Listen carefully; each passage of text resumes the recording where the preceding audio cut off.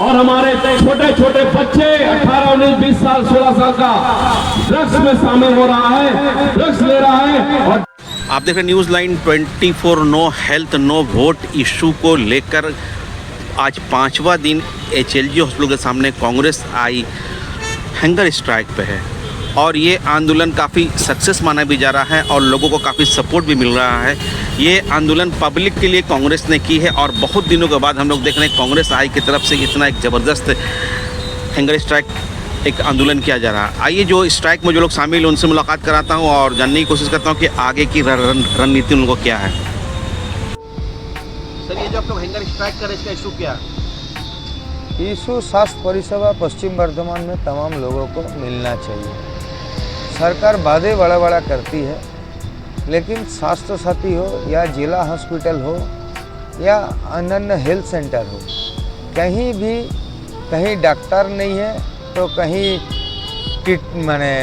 Testing का व्यवस्था नहीं है तो कहीं आपका ट्रॉमा सेंटर चालू नहीं है तो कहीं ताला लगा हुआ है। ये तमाम मुद्दा को लेके और जो प्राइवेट हॉस्पिटल है, जो स्वास्थ्य साथी कार्ड का तो वादे तो ममता दीदी हम लोगों का करती है, बोलती है कि 5 लाख रुपया करके दे दिए, लेकिन स्वास्थ्य साथी लेके आप कहीं भी कोई अस्पताल में जाइए तो आपको ट्रीटमेंट मिलेगा नहीं। आपका डिमांड क्या है? हम लोगों का सर, आप लोग हैंगर स्ट्राइक में आज 5वां दिन रिस्पॉन्स कैसा मिल रहा है?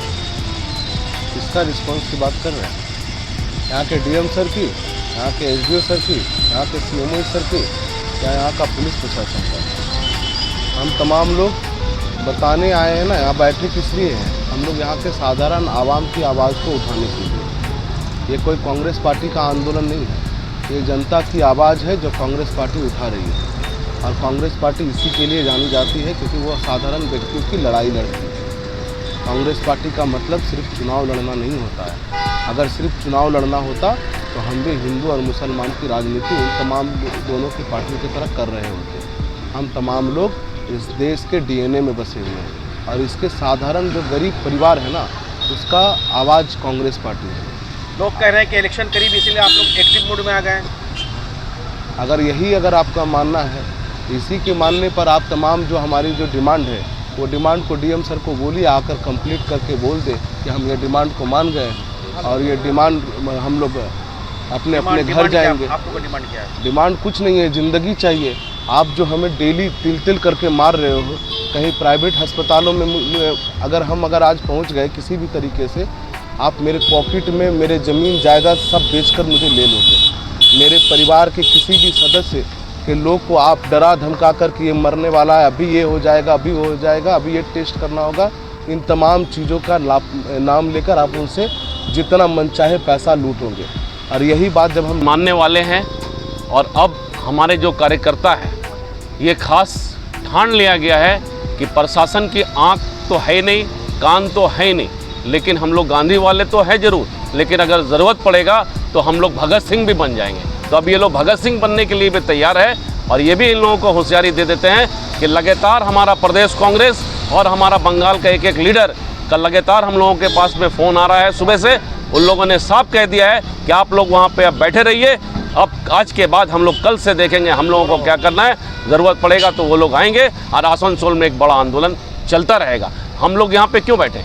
हमारे कार्यकर्ता रवि यादव ने क्यों बैठा है?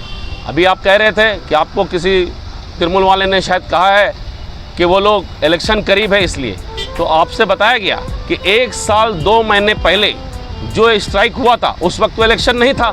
बड़ाकर में जब हैंगर स्ट्राइक चला था तो उस वक्त तो इलेक्शन का समय नहीं था। आज वो लोग बता रहे हैं कि हम लोग एक्टिव हो गए, तो आप उस वक्त उसी समय आप लोगों ने उसी का प्रोसेस पे आप लोगों ने 5 करोड़ 22 लाख रुपए का टेंडर का ये दिखाया कि अब टेंडर प्रोसेस में जा रहा है।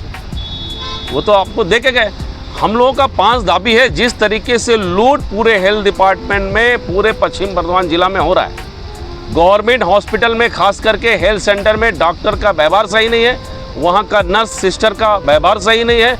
अगर प्रिस्क्रिप्शन निकालने में या कोई कागज़ निकालने में पेशेंट का देर हो जाता है 1 सेकंड का, तो उठाकर कागज़ को फेंक दिया जाता है। वही डॉक्टर जो टाइम पे नहीं आते हैं सुबह 9 बजे, हम लोगों का दाबी है कि सुबह 9 बजे की जगह वो 12 बजे आते हैं। वो 9 बजे से भाई 10, 11, 12 कहाँ रहते हैं? 3 घंटा। इसका मतलब है कि वो किसी प्राइवेट चैम्बर में रहते हैं या किसी प्राइवेट नर्सिंग होम में रहते हैं। लोग वहाँ पे पानी में भींगे, लोग पेशेंट परेशान रहे, सुबह 8 बजे से लाइन लगाकर खड़े रहे कि डॉक्टर बाबू अब आएंगे। हम लोगों का ये सब है। और जिस तरीके से दुर्नीति हेल्थ स्वास्थ्य साथी कार्ड को लेकर जिस तरीके से 50,000, 25,000, लाख रुपए लूटा जा रहा है, हम लोग उसको बंद करवाना चाहते हैं। ये डिमांड हम लोगों का पूरा नहीं हुआ तो आगे कांग्रेस ये तो कल तो प्रशासन की टीम आए थे, बातचीत हुई थी। अभी भी आपका आने से 2 मिनट आगे एसडीओ साहब ने इन लोगों के सेहत के बारे में पूछताछ किया। हमने कहा कि कंडीशन बहुत ख़राब है, मगर जो हम लोग यहाँ पर बैठे हुए हैं, आज स्ट्राइक का 5वां दिन है।